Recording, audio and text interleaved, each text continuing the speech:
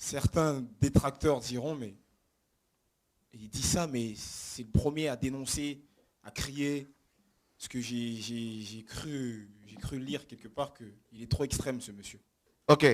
En fait, beaucoup de gens aussi, pour éclairer davantage les frères et sœurs, comprennent mal. J'ai toujours dénoncé le mal. Je dénoncerai toujours le mal, le péché, ça c'est sûr. Il faut faire la part des choses avec les uns et les autres. Le problème de la dénonciation, de la prédication de l'évangile, si on ne fait pas la part des choses, on va tout mélanger. D'accord? Je prends un exemple. Le Seigneur, quand il était sur terre, on le voit, à chaque fois qu'il avait affaire au chef, il le reprenait sévèrement. Pourquoi? Un chef, un conducteur est censé, n'est-ce pas, être un modèle.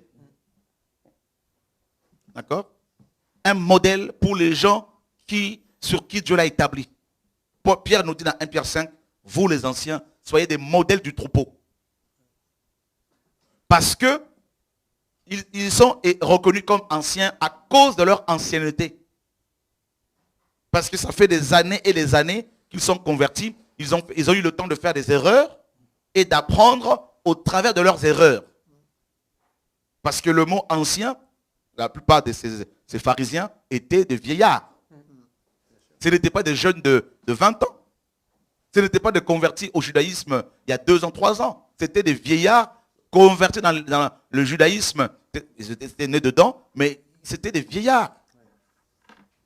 Quand Moïse va choisir les 70 anciens, parce que le Sanhédrin était composé de 70 anciens. C'était des vieillards, on le voit d'un nombre là-bas. C'était des gens avec des cheveux blancs. Donc ils avaient de l'expérience par rapport aux nouveaux convertis, par rapport aux nouveaux nés. C'est pour cela que quand le Seigneur est venu, il était beaucoup plus sévère avec ces vieillards, les pharisiens, les scribes. Il les a dénoncés ouvertement et c'est ce que Dieu m'a demandé de faire. Plus je vais dénoncer ceux qui se disent dirigeants, conducteurs, qui ont la connaissance, qui sont convertis depuis des années, qui ont la charge de troupeau et qui vont, mes amis, violer les filles, prendre l'argent des gens, faire n'importe quoi, tout ça. On dénonce plus le système religieux. De temps à autre, on peut citer les noms, mais plus le système religieux. Ensuite, vous avez, dans la dénonciation donc, de ces vieillards qui ne veulent pas changer, qui se servent de la parole pour dépouiller, faire du mal. Vous avez aussi des gens nouvellement arrivés dans le royaume de Dieu qui ont encore des lacunes. Vous savez, bibliquement parlant, Jésus-Christ a mis 3 ans pour former un disciple. Pour former les 12 disciples. 3 ans et demi. Et bien que les ayant formés pendant 3 ans et demi, on voit quand même que ces disciples ne comprenaient pas tout. Au point où Pierre ici a dit, oui Seigneur, j'ai compris. Mais on voit dans Acte 10, Pierre dira, je reconnais que Dieu m'a appris à ne pas regarder à l'apparence des hommes. C'est ce que Pierre dira. Vous voyez? Donc l'enseignement de Dieu est perpétuel. Dieu continue à nous enseigner. Donc du coup, avec les gens qui sont ignorants encore, qui sont en Christ, mais qui sont encore ignorants, et quelqu'un qui est ignorant, qui vient d'arriver dans le Seigneur, 3 ans dans la vie chrétienne, ne sait rien. C'est même pas la base, c'est vraiment 3 ans. Mais quelqu'un qui a moins de 3 ans, qui a 1 an, 2 ans, 3 ans, c'est encore rien. Et si la personne, en plus de ça, n'a pas eu quelqu'un tout le temps pour l'enseigner, et par rapport à son expérience, ben, la personne peut avoir des lacunes ici et là. Maintenant, si cette personne-là vient te voir, est-ce que tu vas te mettre à la dénoncer devant tout le monde? Ah, mais ça, ce n'est plus, c'est la dénonciation charnelle. Il faut faire la part des choses dans la dénonciation. Sinon, on confond tout, on ne sait plus comment travailler, et là, ben, on ne bâtit pas. On ne bâtit pas. Et c'est ça qu'il faut que les frères et sœurs saisissent. Vous voyez? Et je toujours sais que je dénonce, on le dénonce, il n'y a pas de problème. Mais je veux dire, il faut que les frères et sœurs qui ont cet appel, cette mission, fassent la part des choses. Les gens qui les approchent, n'est-ce pas, comme cette femme prostituée qui s'est approchée de Jésus. Jésus dénonce la prostitution. Mais cette femme qui l'approche, le Seigneur s'est laissé toucher par cette femme. On le voit. N'est-ce pas? Pourquoi n'a-t-il pas dénoncé cette femme devant les pharisiens? Il a usé de miséricorde parce que dans cette comment dire, cette situation, circonstance, cette femme est allée elle-même de son propre chef voir Jésus-Christ parce qu'elle a reconnu que Jésus-Christ était la vérité et la vérité. Donc elle avait besoin de l'aide. J'ai des gens qui peuvent m'approcher avec leurs lacunes, leurs défauts. Hein, et parce qu'ils ont besoin. J'ai des pasteurs qui viennent parfois me voir pour me confesser des péchés. Et ça, les chrétiens ne le savent pas. Ils viennent me voir dans les coulisses. Frère, prie pour moi parce que j'ai tel problème, j'ai tel péché. Je n'arrive pas à m'en sortir. On va prier et puis la personne fait des efforts. On l'aide, on continue à faire le travail dans les coulisses. Est-ce que maintenant il faut se lever pour dire un tel. Mais ce n'est plus l'amour. Il faut faire la part des choses. N'est-ce pas? Il y a certaines situations qu'il faut gérer cas par cas. Voilà.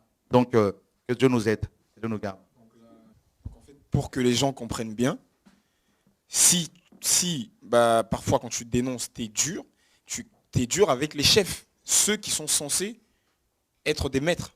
Mais tu remarqueras que je suis plus dur, comme le Seigneur l'était lui-même, et plus avec ceux qui dirigent, les conducteurs. Et remarquez bien. Et dur par rapport au péché, en dénonçant le péché. Mais les gens qui viennent à peine d'arriver au Seigneur, qui ont encore des lacunes, qui ont encore besoin du lait, n'est-ce pas? Eh bien, qu'est-ce qu'il faut faire quand c'est comme ça? Et surtout si ces gens nous approchent, il faut une démarche personnelle pour venir nous approcher. Est-ce qu'il faut les tuer, les lapider? Parce qu'on est soi-disant un prophète? Mais c'est plus l'amour. Il faut faire la part des choses. Quelqu'un qui est dénoncé, c'est quelqu'un qui parfois refuse de changer. C'est ce qu'il faut comprendre. Si ton frère a péché, va le voir entre toi et lui, s'il écoute, tu l'as gagné. S'il refuse, tu prends des témoins. Mais si les frères viennent faire des démarches pour venir nous voir et pour demander de l'aide, moi je ne m'arrête pas d'emblée à leurs apparences. Qu'ils soient noirs, blancs, jaunes, qu'ils soient prostitués, qu'ils soient rappeurs, je ne m'arrête pas sur leurs apparences. J'essaie de comprendre d'abord leur démarche. Pourquoi ils viennent me voir? Qu'est-ce qu'ils veulent? Qu'est-ce qu'ils veulent comprendre? C'est ce que Dieu fait avec tout le monde. Et ensuite, il y a un travail qui se fait dans les coulisses pour prier pour les gens, pour aider les gens, tout ça. Et c'est ce qu'il faut que chaque chrétien fasse également. Amen.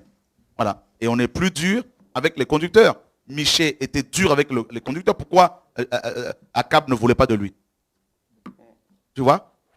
Et pourquoi les rois ne voulaient pas des prophètes? Souvent. Jérémie. Pourquoi Élie était aussi dur avec Akab? Parce que c'était un chef, un conducteur. Voyez? Donc, les faibles, on les approche, on les aide. Les conducteurs aussi qui sont mal intentionnés, on les approche aussi pour les aider. N'est-ce pas? Et voilà, donc on essaie d'aider les frères et sœurs comme ça pour les encourager à faire correctement l'œuvre du Père. Et c'est beau de voir des gens, des poissons qui sont attirés par le filet et qui sont, mes amis, transformés. Regarde, Paul dit quoi? Il n'y a ni juif, ni grec, ni homme, ni femme. C'est-à-dire dans ces vases-là, qui représentent le royaume, il y a aussi une diversité raciale. Parfois une diversité par rapport sur le plan de tenue vestimentaire. Vous avez des ethnies où les gens s'habillent avec des feuilles. Les pygmées. Vous allez leur apporter des costumes et cravates là-bas.